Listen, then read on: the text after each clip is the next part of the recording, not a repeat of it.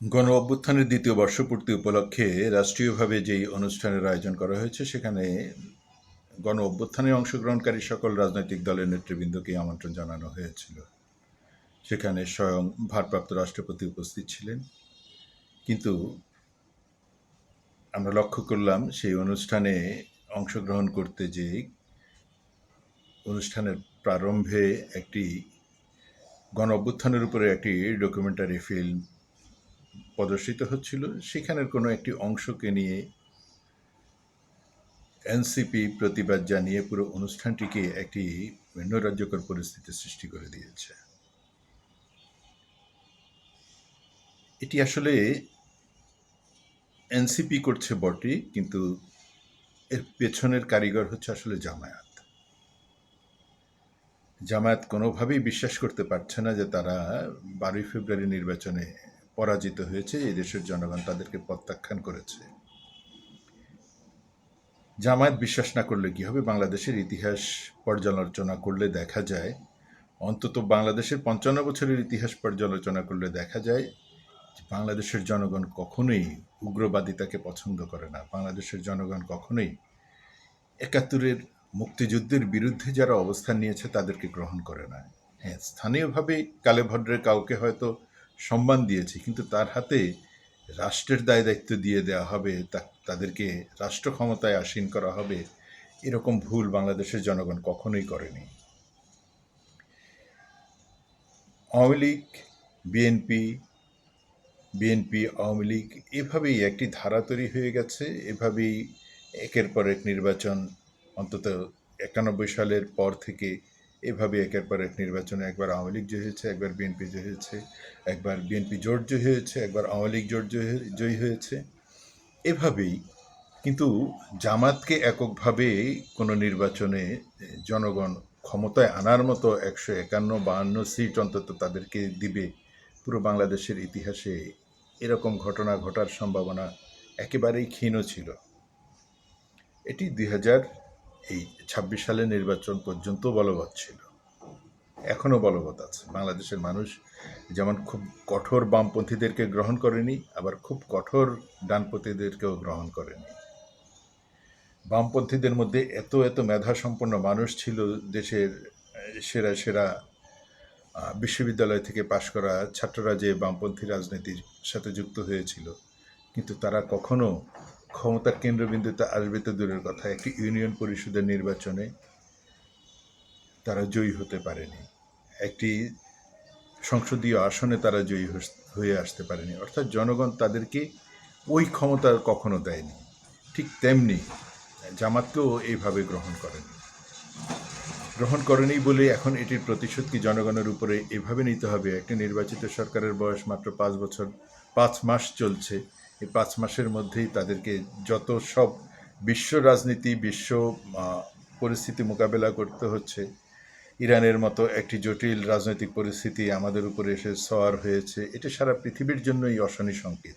ইরানের এই পরিস্থিতি যদি আরও তীব্রতর হয়, তাহলে সারা পৃথিবী দারুণ এক সংকটে পড়ে যাবে। কারণ জ্বালানি তেল এমন একটি সমস্যা, এটি মুখে কথা বলে এর সমাধান করা যাবে না। বাংলাদেশে যদি সমস্ত রাজনৈতিক দলও ঐক্যবদ্ধ থাকে, তারপরও এই জ্বালানি তেলের সংকট যদি স্বাভাবিক পরিস্থিতি না হয়, এটি বাড়তেই থাকবে। আর জ্বালানি তেলের সংকটের সাথে সাথে বিদ্যুৎ উৎপাদনের ঘাটতি হবে, বিদ্যুৎ উৎপাদনের ঘাটতির সাথে সাথে শিল্প উৎপাদনের ঘাটতি হবে।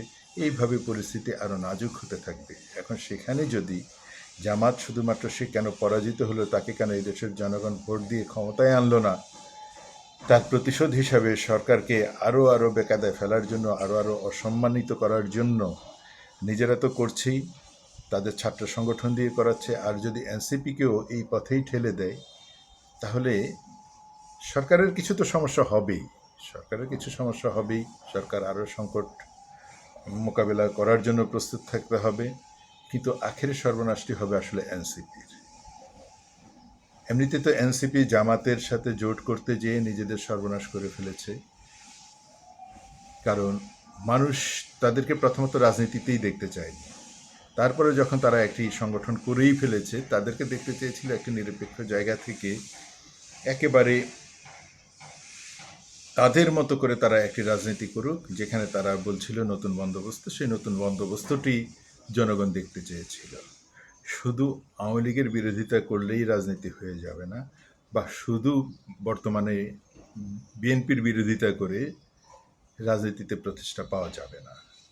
প্রতিষ্ঠা পেতে হলে তাদেরকে কিছু অঙ্গীকার করতে হবে, জনগণের সাথে অঙ্গীকার করতে হবে, এই রাষ্ট্রের সাথে তাদেরকে অঙ্গীকার করতে হবে যে এই কাজগুলো আমরা করব, আর এই কাজগুলো করব না। প্রথমেই তাদেরকে মেনে নিতে হবে ৭১কে।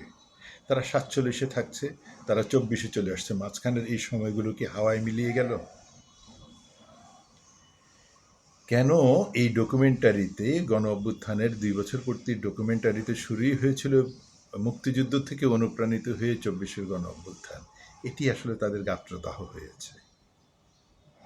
তাদের সবাইকেই দেখানো হয়েছে, তাদেরকেই বরং দেখানো হয়েছে।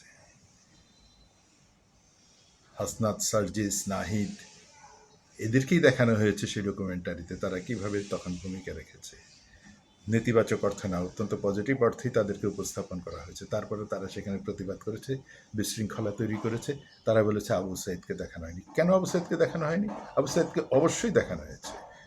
আবু সাইদকে দেখানো হয়েছে, ওয়াসিমকে দেখানো হয়েছে, মুগ্ধকে দেখানো হয়েছে, আরও অপর যারা শহীদ হয়েছেন। ১৪০০ তো শহীদ হয়েছেন। ১৪০০ শহীদকে তো ওই কয়েক মিনিটের ডকুমেন্টারিতে আনা যায় না। অন্তত প্রথম সারির যারা আলোচিত শহীদ হয়েছিলেন, যাদের শহীদ হওয়ার কারণে আন্দোলন আরও তীব্র হয়েছিল, সেই চেনা মুখগুলোকে সরকার সবাইকে এনেছেন। তারপরেও তাদের এটি পছন্দ হয়নি, তারা অনুষ্ঠানকে পণ্ড করে দিতে চেয়েছে। আসলে তাদের কাঁধে সওয়ার হয়েছে জামাতি ভূত, এবং এই জামাতি ভূত তাদেরকে দিয়েই এই ঘটনাগুলো ঘটিয়ে তারা নিজেদেরকে দেখাচ্ছে যে না, আমরা তো এটার ভিতরে নেই, আমরা তো আসলে এগুলো বুঝি না আমরা। কিন্তু আজকে যা হচ্ছে, যে কাজগুলো হচ্ছে, এগুলো আদতে এনসিপিকেই আরও বেশি জনগণের সামনে বিতর্কিত করছে, আরও বেশি তাদেরকে প্রশ্নের সম্মুখীন করছে। তাদের রাজনীতিটা আসলে তাহলে কোথায়? তারা কি রাজনীতি করবে? তারা, তাদের রাজনৈতিক ম্যানিফেস্টো কি? মাত্র একটি নির্বাচন হলো, ৫ মাস হলো, একটি সরকার পরিচালিত হচ্ছে। সরকার প্রচণ্ড রকমের চেষ্টা চালিয়েও হিমশিম খাচ্ছে। ভুলও হচ্ছে, তাদের ভুল যে হচ্ছে না তা না, কিন্তু এই ভুলের মাসুল জনগণকে এখন পর্যন্ত তেমনভাবে দিতে হচ্ছে না, কারণ ভুলটা ব্যক্তি পর্যায়ে হচ্ছে, প্রাতিষ্ঠানিক পর্যায়ে না। কোনো একজন মন্ত্রী বেফাস কথা বলছেন, কোনো একটি সিদ্ধান্ত নিচ্ছেন, পরবর্তী সরকার থেকে সেই সিদ্ধান্ত থেকে বিপরীত সিদ্ধান্ত নেওয়া হচ্ছে, সেই ভুলটাকে সংশোধন করে দেওয়া হচ্ছে। প্রাতিষ্ঠানিকভাবে যদি ভুল হয়ে যেত, কোনো একটি মন্ত্রণালয় থেকে যদি সরাসরি এরকম কোনো কর্মসূচি নিয়ে ব্যাপকভাবে, তাহলে সেটি জনগণের বিপক্ষে যেত। সেটি হচ্ছে না। কিন্তু এনসিপি কি বুঝতে পারছে তারা মধ্যপন্থী রাজনীতি থেকে অত্যন্ত ডানপন্থীতে চলে যাচ্ছে, চরমপন্থার দিকে তাদেরকে ঠেলে দেওয়া হচ্ছে? এইভাবে স্বয়ং রাষ্ট্রপতি, প্রধানমন্ত্রী উপস্থিত এবং জাতীয় নেতৃবর্গ উপস্থিত, সেখানে তারা যে অসম্মানের আচরণ করলেন, এখানে তারা আরও ঘৃণিত হলেন।